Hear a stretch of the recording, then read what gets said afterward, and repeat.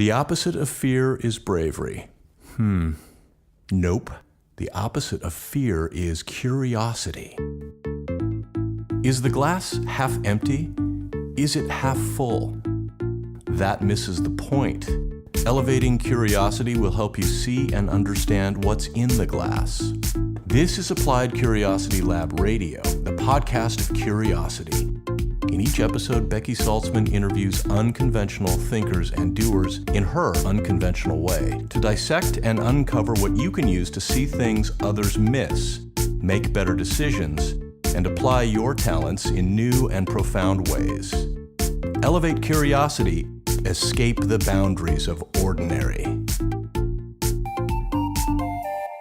For better or worse, I think a lot of people still want to see, as you mentioned, the nurturing side of a female candidate and not the ambitious side. I think that kind of carries over into how people think about female candidates. Hello, curiosity seekers and adventurous thinkers. Welcome to Applied Curiosity Lab Radio, episode 20.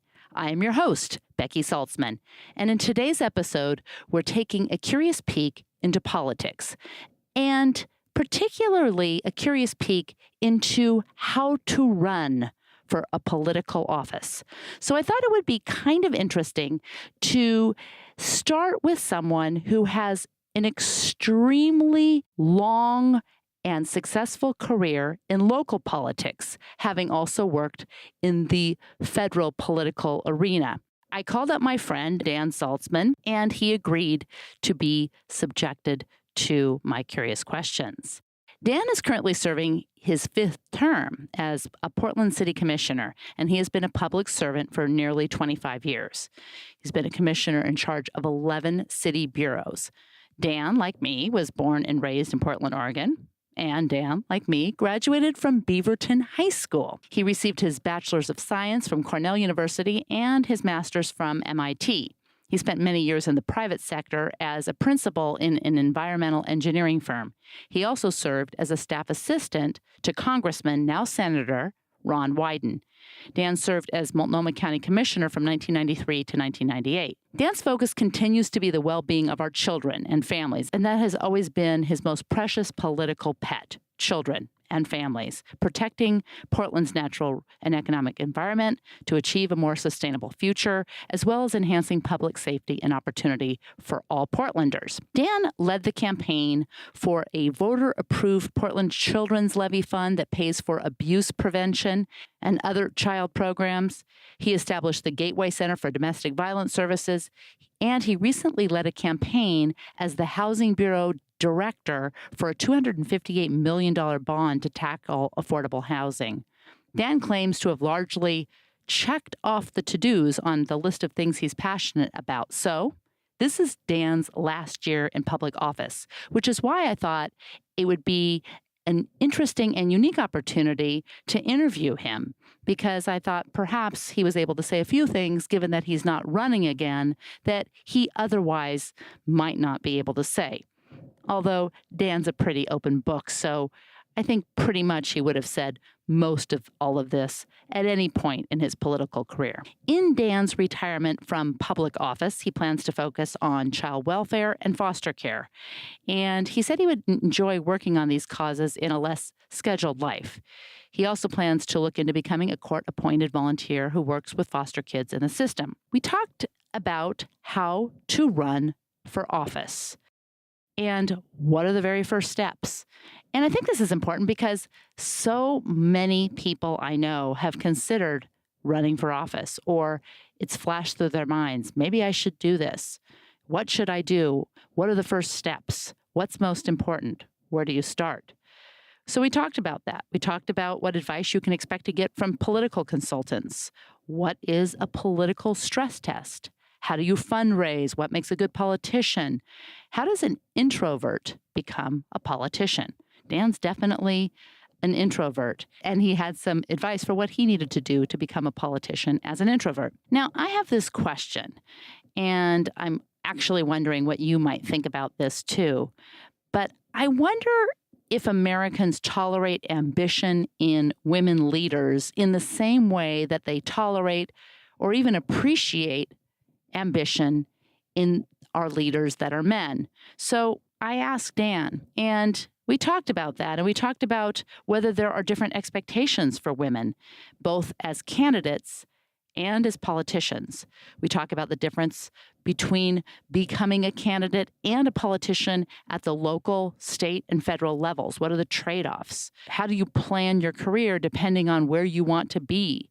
And how many people use local politics as kind of a launch pad for state and or federal politics, and how Dan has really never looked at his local political positions in that same way. And it's kind of a refreshing perspective. I think you're going to get a lot out of this interview. If you've considered running for office or know someone who has, be sure to let them know, tell them to tune in. And now I hope you enjoy my conversation with Dan Saltzman. Hi, Dan. Thanks for being here. Hi, Becky. I'm excited to interview you. You started professional life as an environmental engineer. Correct. What is the story behind your foray into politics? Well, I was, like you said, I was an environmental engineer working in the private sector, and I got involved in a volunteer activity called Citizen Review Boards, where I spent about a day a month reviewing cases of children who were in foster care and making recommendations to the court about what's in their best interests.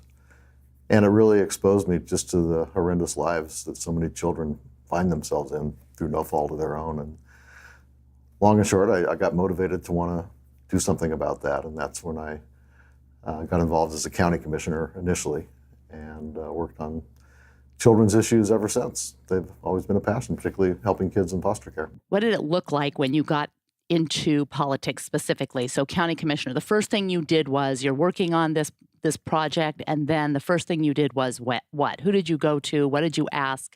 How did you investigate the possibility of going into politics? I think, I had worked for now Senator Ron Wyden, who was a congressman back when I worked for him in the early 80s. So I think that I sort of got motivated to want to serve in public office just from being around Ron Wyden for 4 or 5 years and seeing how somebody can really work hard and be effective. How did you get involved in working with Ron Wyden? I'd finished graduate school, and again, I was interested in doing something sort of exploring more public policy issues, and so I went to Washington, D.C. and worked for an environmental group for 2 years, and then was hired when Ron got elected. He wanted to have Oregonians working for him, and so I was hired to be his first legislative assistant for energy and environmental issues.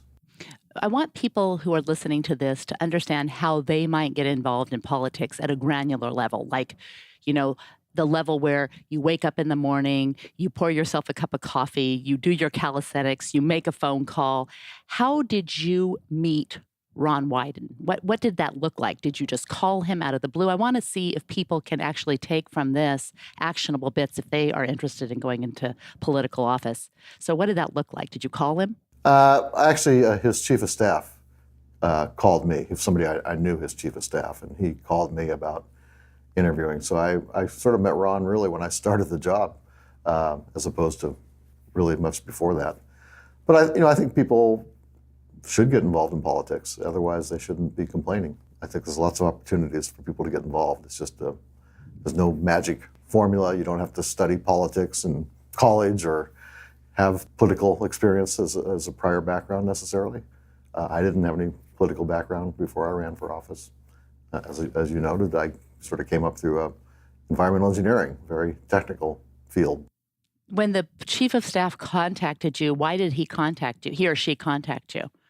Well, he knew me, and also, as I said, Ron was looking to hire people from Oregon, and so he knew I was from Oregon, and so he knew my background, and I was working for an environmental group at the time in D.C., and so they were looking for somebody to help cover energy and environmental issues, and Ron was assigned a very important committee that has a lot of responsibility for energy and environmental issues.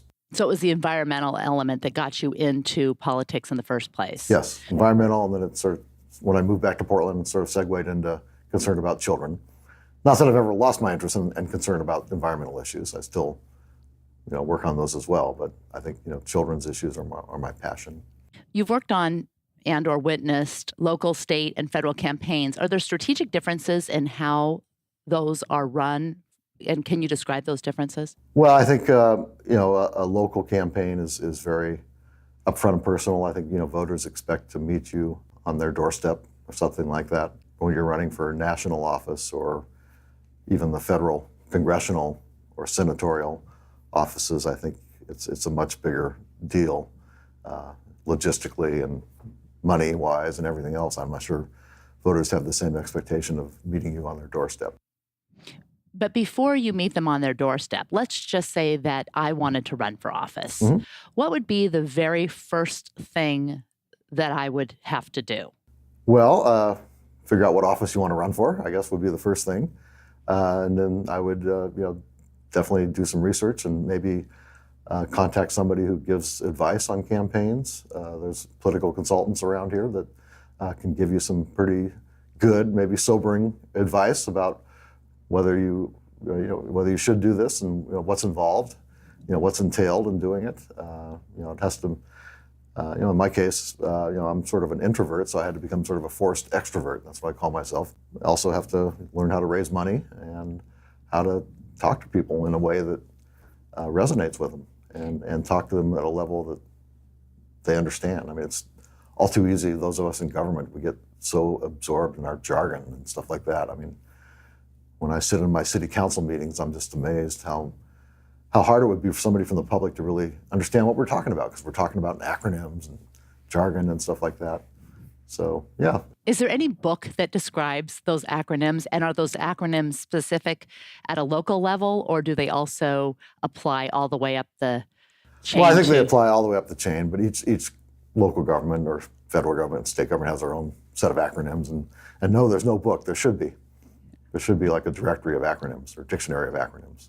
The first thing is you decide state, local, federal, what office you're interested in. Does it make sense, given what we're seeing now on a federal level, to still consider a local government position a necessary stepping stone to a state or federal position? I don't think it's a stepping stone necessarily. I mean, we've seen a lot of races where people come out of just a normal background and run for office for the first time and win. So I don't think, I know a lot of people still believe it's kind of that stepping stone. And people are always amazed when I tell them I'm not interested in running for another office, because they assume we're all here just figuring out what we're going to do next.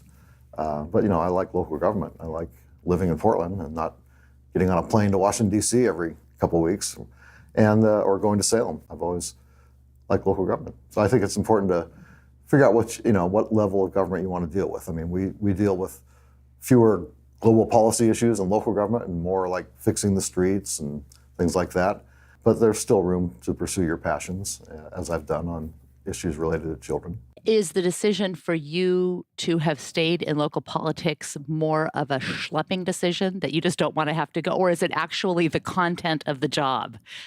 It's a little bit of both. I mean, I worked 4 years for a congressman, and not a lot gets done in Congress. It's very frustrating to all of us.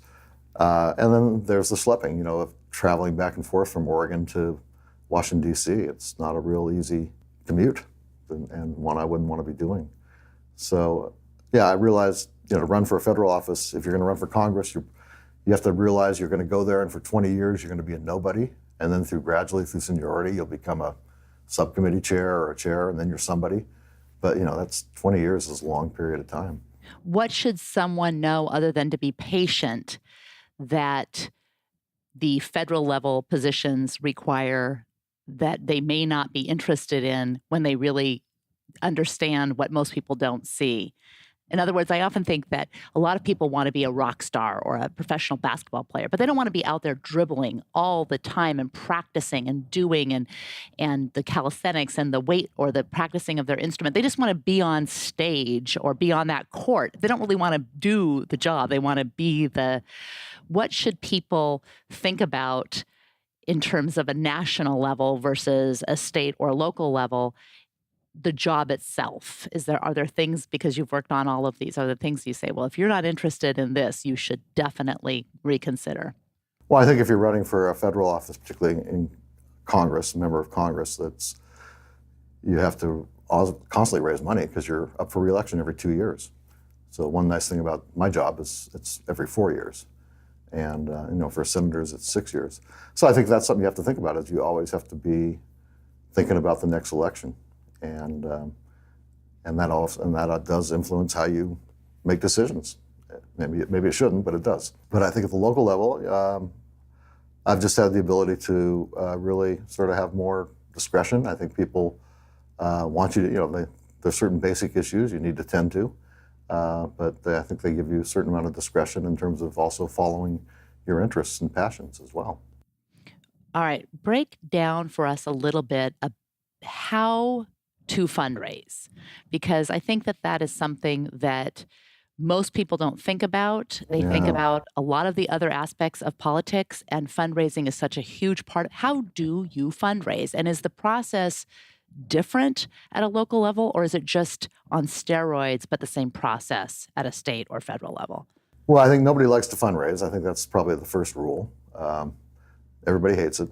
But I think when you're running for a federal office, it's more, you're reaching out more to lobby groups and political action committees, whereas at the local level, you're really just reaching out to individuals. There are political action committees, but not nearly the same number as you would have for a federal office. So I'm mainly reaching out to individuals for support. What does it mean to reach out? Well, typically it's calling them and trying to get a conversation going and trying to earn their support and a contribution. It can also be going to a coffee at somebody's house. Somebody puts on a coffee for you and gives you a chance to meet people. And oftentimes, people write checks at those events as well. What should you learn about a person before you reach out to them, before you call them? Is there a strategy you have? I'm going to learn about what they're interested in, or you just get their name, know that they have resources, and pick up the phone? Well, I think it does help to know what they're interested in. It doesn't mean I won't call people just because I know they give. It's all public when you make contributions, so you can tell who's active or not in making contributions. And if they're making contributions to people that are, like you think that they'll maybe give to you too. But I also think it's just trying to identify their level of interest too. Some people have no interest in local politics, and they have all the interest in what's going on in the national government or state government. So trying to know that ahead of time would help too. Oftentimes people will just say, hey, enjoyed talking with you, but I just don't really, my attention's focused on Congress or Salem legislature, and I just don't participate in local races. Or you may have just the opposite, people who focus nothing on but local politics and don't really care what's going on at the national level or state level. Where do you go to find out who donates? I'll put this in the show notes so people listening can. Well, it's all in Oregon. It's all very public. You have to file reports with the Secretary of State's office every 3 or 4 months, listing all your contributors, and so it's all public information. So someone could just go online and find out who's donating to what campaign? Right. All right. So we'll look up that website so we can put that in the show notes for people to listen to. Yeah. So the first step is you decide what kind of office you're interested in, research what that office does, then maybe call up a political consultant to get some advice about what running a campaign would look like. Right. And what are some of the things you'll hear from a political consultant that might surprise people? Well, I think they're gonna stress test you. They're gonna try to scare you out of doing it by talking about some impossible figure of some impossible amount of money you need to raise, or just how much time you're going to have to work, over and above the job, but doing the campaign work as well.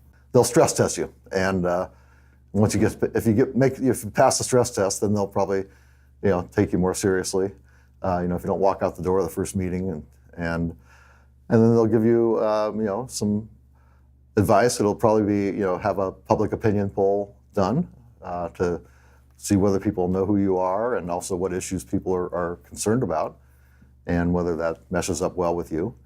And then they're going to also talk to you about getting a campaign manager and maybe, depending on the level of race, somebody to help you fundraise as well. And then they're going to see if you follow through on their advice. What is the money mostly used for? What's the biggest chunk allocated to? Well, it's typically direct mail or radio or TV or social media. I've done ads on Pandora before and things like that.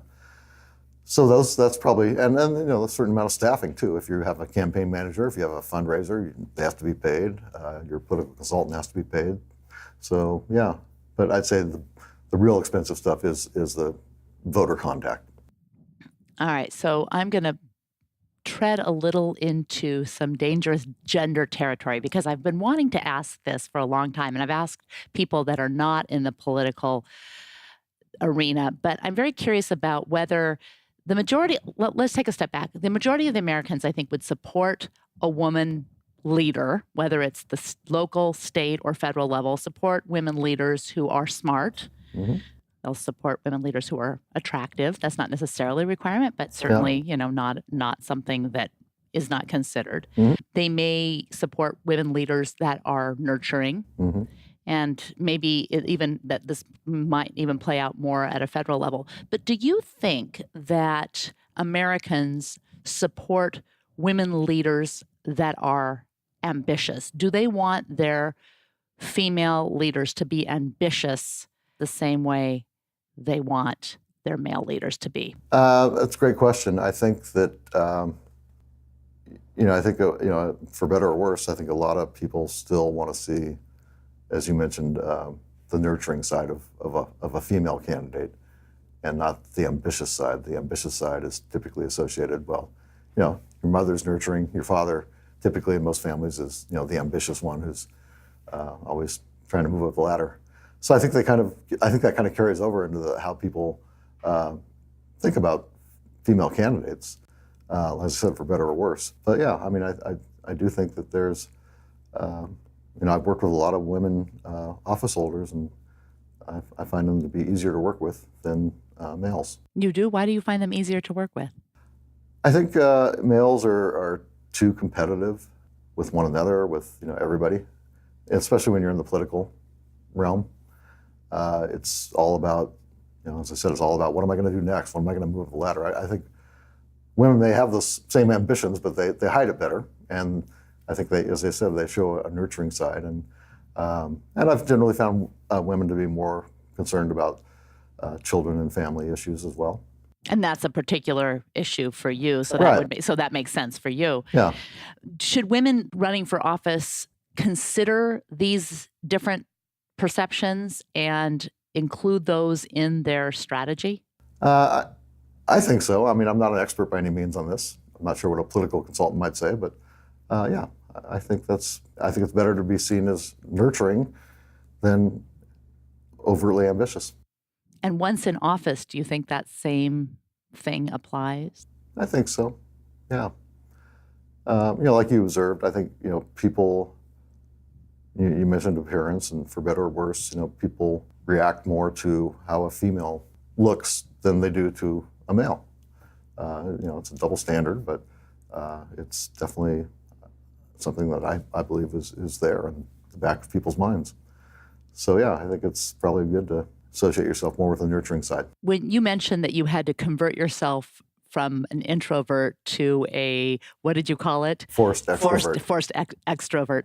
Can you tell when you are meeting with groups of leaders, can you tell if you didn't know them, is there something about the way a leader or political leader or a successful political leader carries him or herself that you are able to identify in meeting them for the first time? Maybe not meeting the first time, but I think over time, I've certainly, I've served with a lot of fellow politicians over the years, and I can tell which ones are sort of the nakedly ambitious. I'm only holding this office for a certain period of time till I find an opening to move up to the next office. So yeah, probably not in the first meeting, but over time I can tell. So if you were working with a political consultant, would you be able to meet with their potential clients and say, you don't have what it takes? Or do you think it's much more complicated than that? I mean, at this point, can you assess it pretty quickly? Yeah, I think I could. I think I could give an assessment. It could be totally wrong, but... what would you be looking at? Well, I think it's same thing a political consultant would be looking at. How hard are you willing to work, both at the the campaigning and the fundraising. And those are really sort of two of the biggest determinants, I think. Less so about what you may actually think about an issue. Issues are important to people, but you have to reach a certain threshold of credibility if you're running for an office.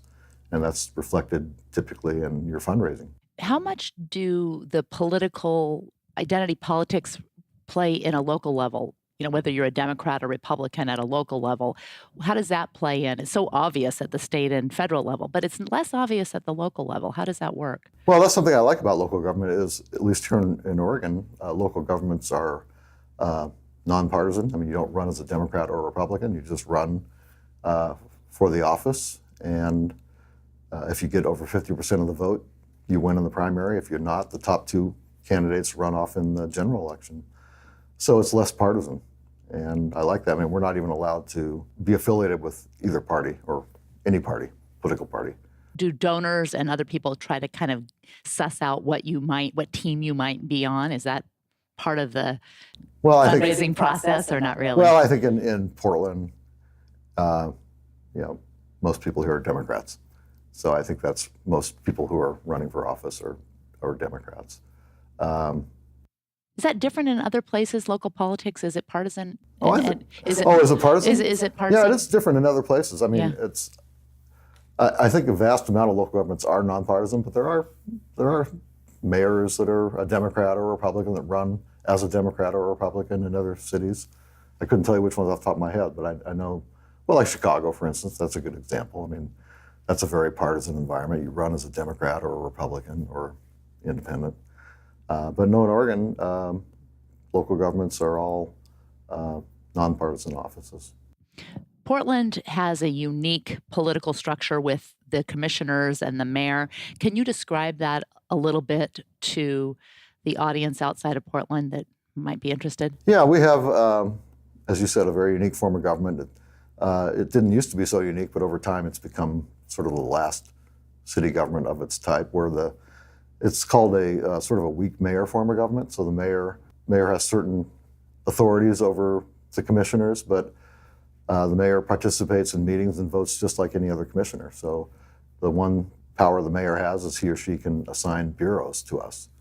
And that's also a different thing about Portland's government is the commissioners, as assigned by the mayor, actually are the CEO for a particular bureau they're assigned, as well as a policymaker in the council chambers. So yeah, but in a lot of cities, the mayor it's much more like Congress, where the city council is sort of a legislative body, and the mayor is more of an executive, like the president can veto legislation or things like that. Here, the mayor, we don't have vetoes or anything like that. The mayor vote is worth as much as my vote. So can you give an issue that as an example so that I can understand? You have an issue and it works this way here specifically, or it has, and how that might work somewhere else? I'm trying to think of an issue, a good one. Well, I mean, one of the most important things we do is, we adopt the budget for the city. And in a lot of cities that don't have Portland's form of government, as I said, the mayor would be not necessarily a member of the council. He would be more like a president is to Congress. And so he could issue, as our mayor does, issue a proposed budget, and then the council, which includes the mayor, deliberates and ultimately votes on that. In other cities, it could be, just like in Congress, the president proposes a budget, and then Congress approves a budget, and the president has to sign it into law or veto it. So we don't have that.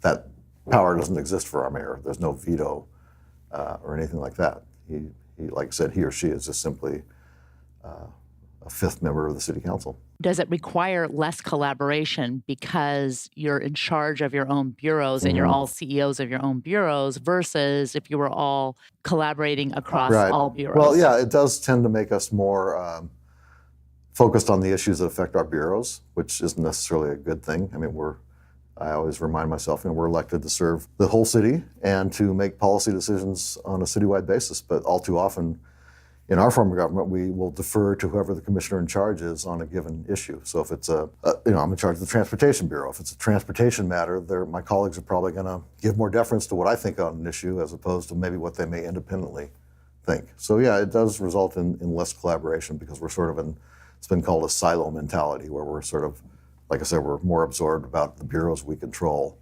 And then on the other issues about bureaus we don't control, well, we're going to be more deferential to who that commissioner is. Do you think that it gets a deeper level of expertise because you're able to focus on fewer things than if the mayor was responsible for everything and you had kind of equal expertise across all? Have you learned about topics and become expert about bureaus in a way that you wouldn't have otherwise, you think? Yes, definitely. You become you have a lot of expertise in the bureaus that you're in charge of. But that means also that you have less expertise in the bureaus you're not in charge of, because you're more inclined to listen to what the commissioner in charge will say. And when on the county, it's not like that. The county is more of a traditional form of government where it's the county chair is sort of the executive, and he or she controls all the bureaus, and the rest of the county commission are like policymakers. So when I was on the county commission, I think I learned more about every aspect of the county than I may have at the city. Although I've been here now, I've been here 20 years, so I've learned a lot about most of the city. But as a general rule, though, I think when you're on the county commission, you learn more because you're not restrained. Do constituents understand what the job of a city commissioner is, and probably more importantly, what it is not? I think people that have been around Portland and understand this unique form of government seem to like it. We've had ballot measures to change this form of government probably 8 or 9 times in the last 20 years, and they've always been defeated. So I think Portlanders like the idea that they know who's in charge of roads, or they know who's in charge of sewers or water, and that they can have maybe more access that way, as opposed to trying to contact the whole city council on an issue. They know about commissioners in charge to go that route. What was your favorite bureau that you've ever been able to work on? I liked having the Bureau of Environmental Services, given my environmental background. I also enjoy having the Transportation Bureau. It's got a lot of different aspects to it, everything from speed limits to the future of how we get around from here to there. What would surprise people most about that bureau? What is something that you've learned since being in charge of that bureau that you think would surprise people most about transportation? I think that they would be surprised maybe to realize how sometimes we're not the only jurisdictional agency with control over roads. Like, people don't understand that 82nd Avenue is a state highway and it's not a city street. So ODOT, Oregon Department of Transportation, controls what happens on 82nd Avenue or Sandy Boulevard or other places like that. So they're always thinking we're the local government responsible for fixing the potholes, but it's not always us. So that's confusing, and it's... I didn't know that. Yeah, so you probably didn't know it either, but... Yeah, I learned something even more interesting, specific to Portland. Yeah. Where would one go to find out that information? Oh, it's probably, if you go to the Bureau of Transportation's website, you could probably find that out. Huh, I did not know that. What has been your biggest surprise while serving in office in any of the capacities? Biggest surprise is, you always think that people don't like politicians. And I guess, and on a general level, that's true. People hate politicians, but they seem to like their local, the one they elect. But I think that, I think in Portland, people are very respectful of the work you do. Often one of the most common refrains I've heard from people is, "Boy, I wouldn't want your job." And I think people, have a certain amount of respect. Why do you think they say and privacy. Because I think they see our jobs as having to make really tough decisions on matters, and a lot of people shy away from that kind of. They don't like tough decisions. Right. Yeah, they don't want to be the one that has to make the decision. They may try to influence our decision, but I think at the end, even if we don't vote the way they want us to vote, I think they have fundamental respect for how we got to our decision. So I think, that carries over, I think, into the sort of the public realm too. I think people in Portland are pretty respectful of your privacy, and I don't get bothered a lot when I'm in public by angry people coming up to me at a restaurant or something like that. A lot of people think that's the case, that some angry constituent's going to come up and talk to you at a restaurant or yell at you or something. Like I said, it may happen elsewhere. I don't think it happens in Portland. Has it ever happened? Oh yeah, it's happened, but it's definitely a handful of times. Can you describe your average day? Average day is lots of meetings. Okay, no, I'm talking about you get up in the morning. Oh, You have a okay. smoothie made of this is the weeds. I love the weeds. Well, I'm an avid walker, so I walk in the morning before work, about 4 miles, and then have my coffee, come to work. Do you have breakfast? No, have my coffee, come into work, and then spend the day either in meetings with people, which concludes the bureaus I oversee, weekly check-ins, but also meetings with people in the public who want to meet about a certain issue, and it's usually about money. They want money for whatever cause it is, and then a few days a week we have formal council meetings. So Wednesdays and Thursdays typically are our meeting days. What's a council meeting? What does it look like? Well, it's generally, we have a certain amount of time in the beginning of our agenda where people can sign up to talk to us about anything. We allow 5 people at each meeting, up to 3 minutes. So it can start out on... Do people sign up ahead of time, or they show up? No, they have to sign up ahead of time. And they show up, they sign up on a website, or they sign up? Yeah, through the auditor's office, yeah. And so it's always can be entertaining because people can come in and talk to you about anything. What was the strangest thing someone ever showed up to talk to you about at a council meeting? Well, we have, some people who are convinced our police are bombarding them with radar waves and things like that, and they want us to stop it. So it's, like I said, some of it can be bizarre. Others are just, other times people want to make a point. Like we have a lot of people signed up this week to talk to us about Forest Park because they're concerned about mountain bikes using Forest Park. All 5 time slots this week are from people who want to basically advocate against mountain bikes being in Forest Park. So sometimes it's like that, and other times it's, people, like I said, they can talk to us about anything. And sometimes it has nothing to do with what we have to say or what we have control over. And then we move into our regular agenda where we have, each bureau has certain items that have to be approved by the council, or we have a budget. And so we spend the rest of the meetings on that, or on land use issues too. I mean, we have a lot of control over comprehensive plans, land use plans for the city, and we have to make decisions, what we call quasi-judicial decisions. So sometimes we're a formal appeals body for somebody that didn't get a land use approval at the bureau level. They can appeal it to the city council, and we're like a tribunal. We listen, and then we listen. We're not allowed to contact people outside of that process, or people aren't allowed to contact us. So that's why we call it quasi-judicial. And then we render a decision, and that's the decision that is binding. Although typically our decisions can also be appealed to the state level as well. What's the best way for someone to bring an interesting, appropriate topic to council, and also to what should they bring to prepare you to help make a decision that might sway the decision in their favor? Well, I think a lot of times, and sometimes people do come to talk to us about an issue that really does have something we can have a say over, and oftentimes we haven't heard about it before, and usually one of us will take an interest and follow through on it. But I would say, be prepared. Make sure you don't speak over 3 minutes because that's all the time you have, and it's always good to have your testimony written out so it can be handed to us as well. It's always good for us to be able to read what you're saying as well. Do you recall a time when someone brought an issue to you that was shocking but appropriate, but shocking, something that you didn't know about that you were really grateful that someone brought before the council? I'm hard-pressed to think of an example, but I'm sure there has been over the years. But yeah, there's not one that really leaps out. What's the best idea that you had never considered, either brought before you by someone or with another council person, or even when you were working on kind of the federal level in campaigns? What's the best idea that you had never considered?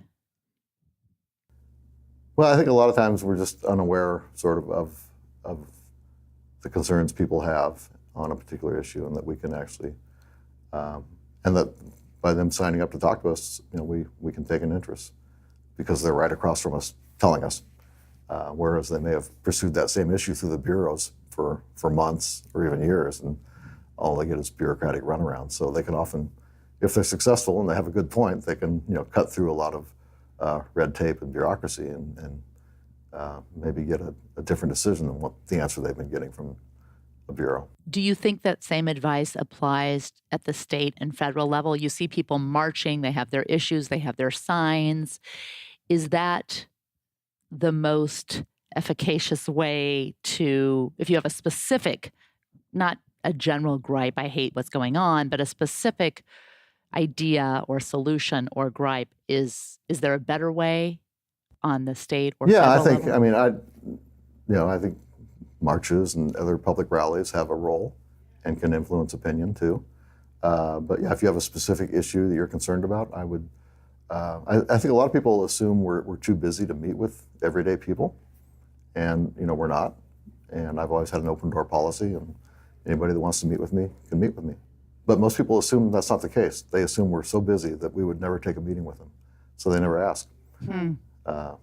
And do you think that that's the same at the state and federal level as well?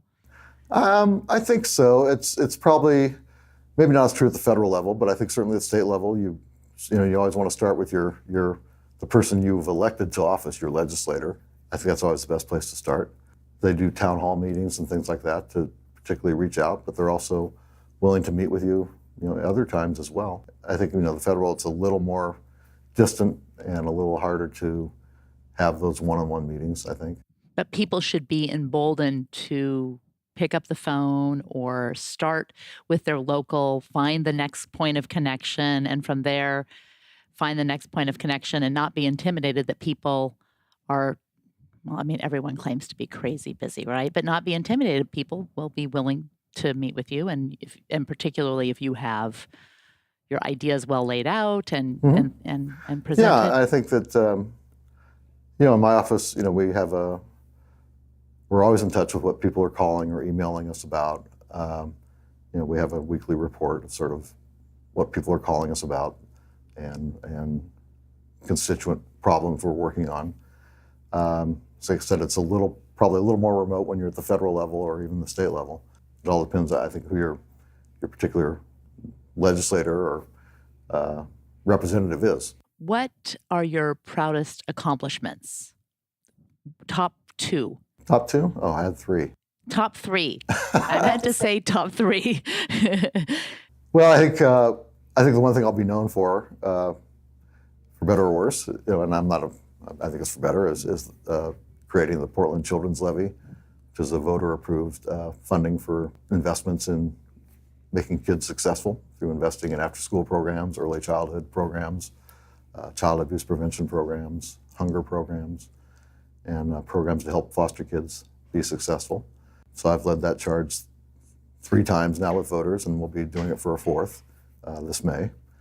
And my second accomplishment would be the creation of the Gateway Center for Domestic Violence Services, which is a location out in southeast Portland that is a drop-in center. It's not a shelter. It's a place where people who are affected by domestic violence can go and get help, for people we call navigators that help people navigate the system, whether it's getting a restraining order, getting job training, whatever they need.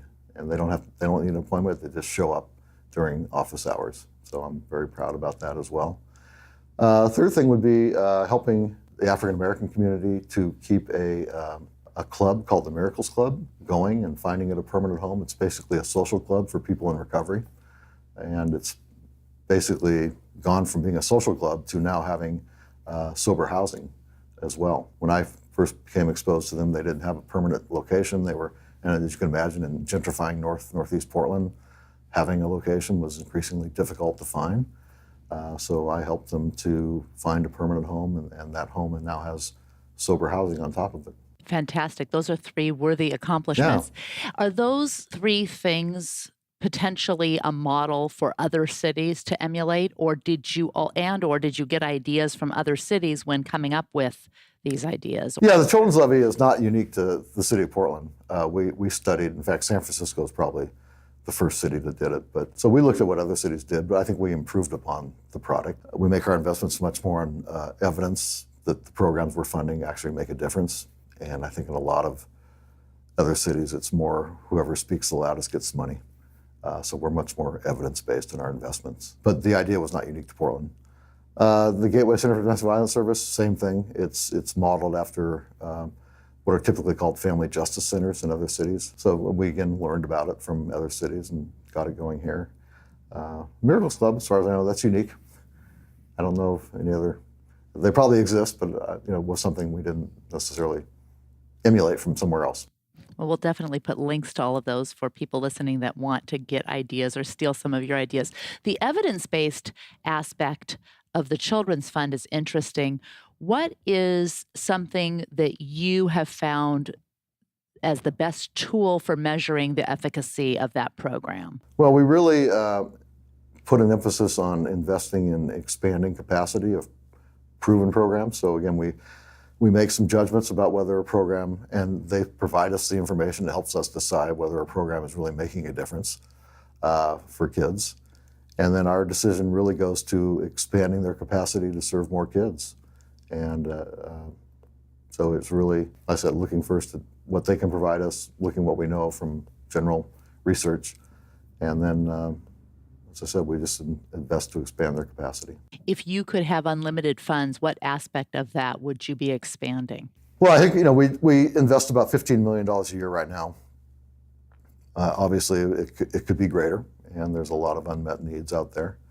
But I think in terms of the issue areas we cover, as I said, early childhood, after school, helping children in foster care, and child abuse prevention and hunger, I think those are probably the issues that are most on voters' minds about our kids. That in schools, but we don't do schools. Right. We're seeing this weird effect where people are conflating a lack of experience with a fresh perspective. And I think we're seeing it certainly on the federal level, but probably in all of our lives, even in our private lives. What kind of experience do you think is critical to being a successful politician? And are there downsides to experience? Can one be too experienced after all of these years being a successful politician?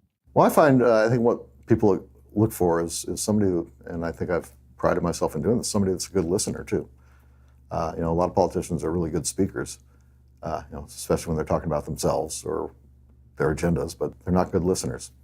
And so I think that's really, one comment I've taken away from my tenure here is that I do listen to people and often will act. So I think that's a good skill to have. I think that, being one time when I first ran for office, I was an outsider. So people, do look for, I think there are people that are always going to look for people that haven't had sort of the predictable path of political experience where you move up from one level of government to the next.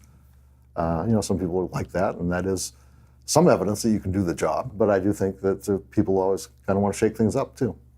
And certainly, I think that's what happened, in our last presidential election. People definitely wanted to shake things up. Yeah, I wonder if we're conflating wanting to shake things up or wanting to see a fresh perspective with thinking that equates necessarily with a lack of experience. But to your point about being a good listener, how does someone that is looking to elect a politician look for a good listener? It's probably hard when you're seeing them on television because, there's a reporter there asking them to talk and not listen. But I think, if you interact with them at a coffee or a town hall or watch them in their legislative work, I think you can quickly tell who's listening versus who's just talking. Yeah, it would be interesting to be able to have some tool to be able to discern whether a politician is a good listener, because potentially a good listener makes a better diplomat, makes a better decision maker.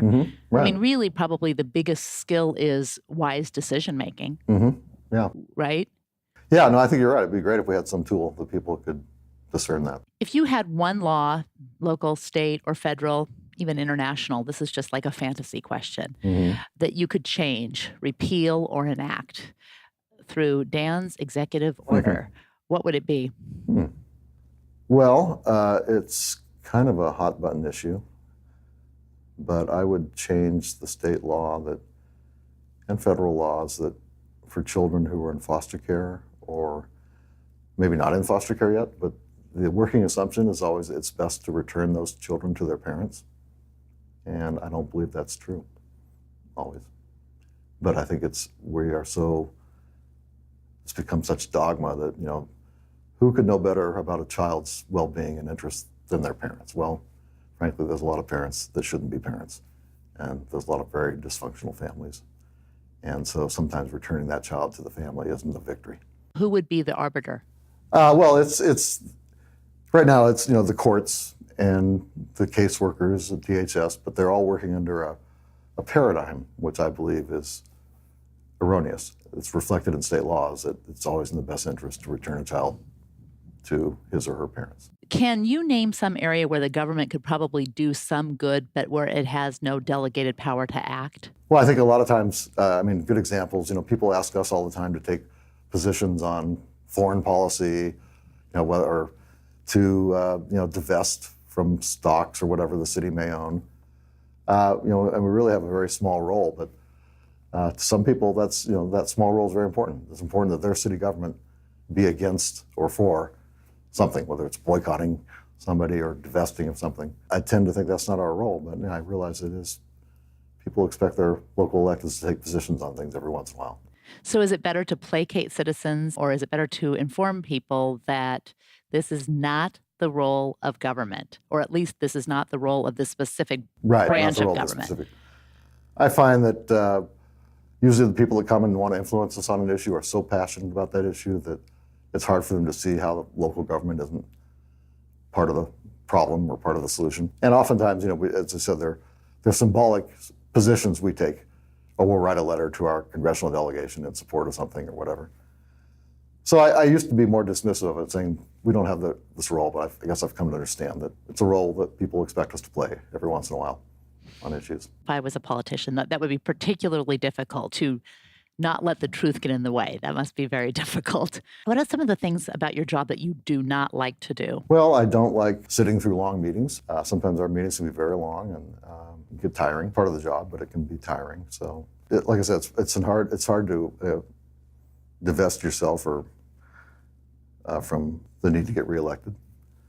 So your positions maybe not be as sincere as you may feel. You're maybe making a position based on what you think is going to get you the most votes. So, now that I'm not running for office, I feel much more liberated in the positions I can take or saying no to people.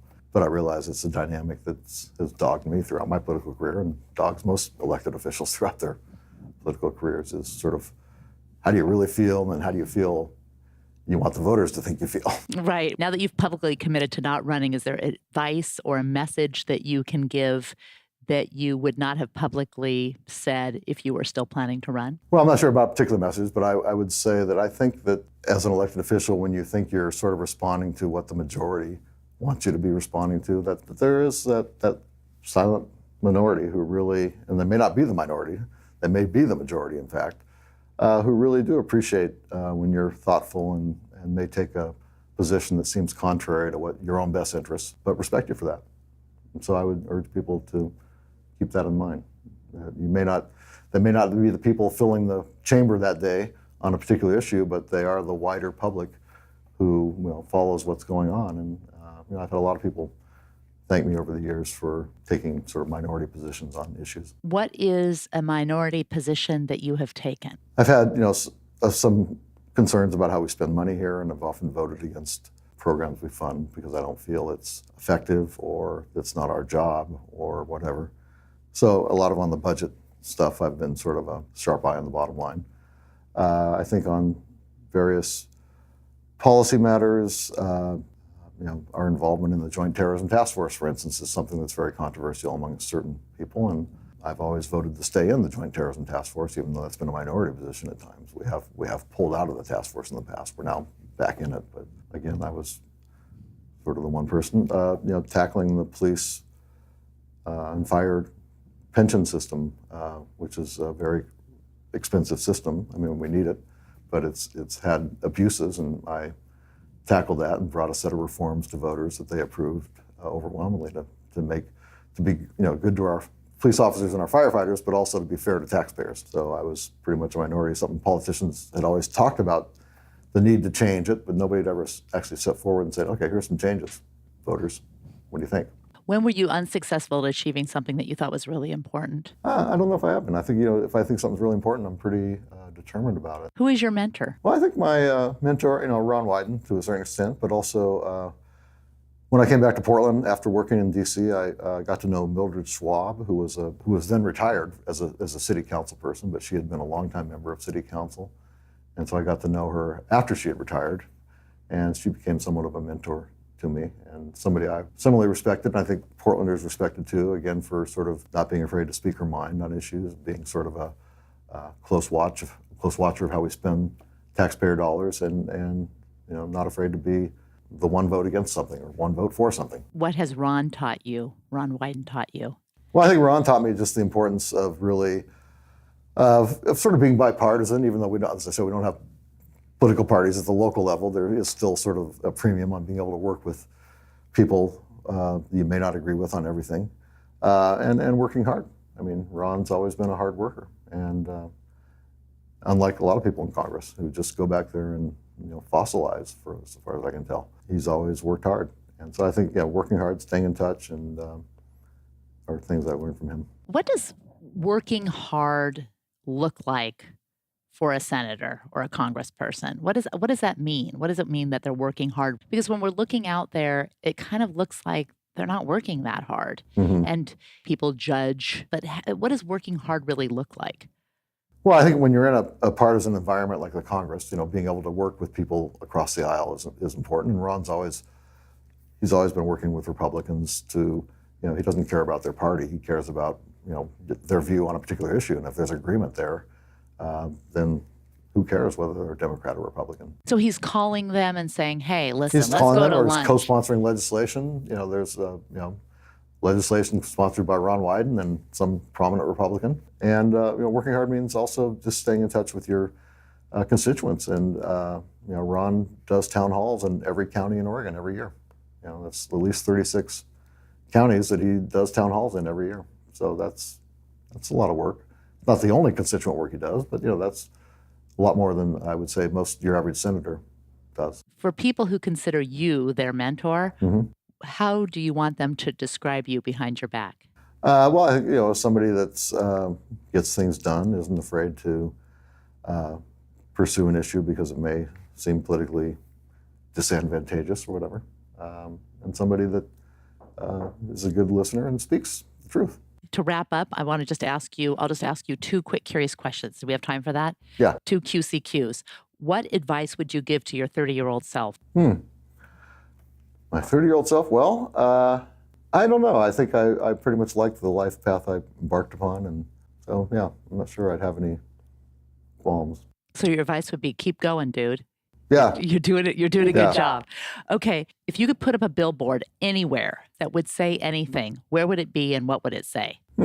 Well, I think it would have something to do with, again, helping foster kids. And it could be anywhere, but, just people, there's a lot of role. I'm exploring becoming a CASA volunteer to help foster kids. And so I think to the extent we have more people helping foster kids, it'd be a good thing. CASA is a good organization for people who want to get involved with fostering or foster kids? Yeah, I think so, yeah. That's a very, it's all premised on sort of that, somebody who's an independent advocate for the child as opposed to for the family or for the system or whatever. Good, then we'll put that in the show notes as well. And my last thing is, what is your favorite thing to gift? Book, movie, music, product. What's your favorite thing to gift to someone? So something that is more action-oriented, I guess. Doing something as opposed to an object, giving somebody an object. Okay, good. Then I'll be ready for you. That's the kind of gift I like. Just FYI. Yeah. Okay. Well, thank you so much. I know you have another meeting, but thanks. I really appreciate it. This was awesome. Dan Saltzman is currently serving his 5th term as Portland City Commissioner and has been a public servant for nearly 25 years. Thanks so much for listening. I really hope you enjoyed the episode. Before you take off, I have a quick question and a few more things to let you know about. 1. You can find show notes and all resources mentioned at appliedcuriositylab.com/blog. And the question: would you enjoy joining the ranks of curiosity seekers and adventurous thinkers? If so, you are invited to join the Tribe of the Curious. You'll receive quick Curiosity Monday.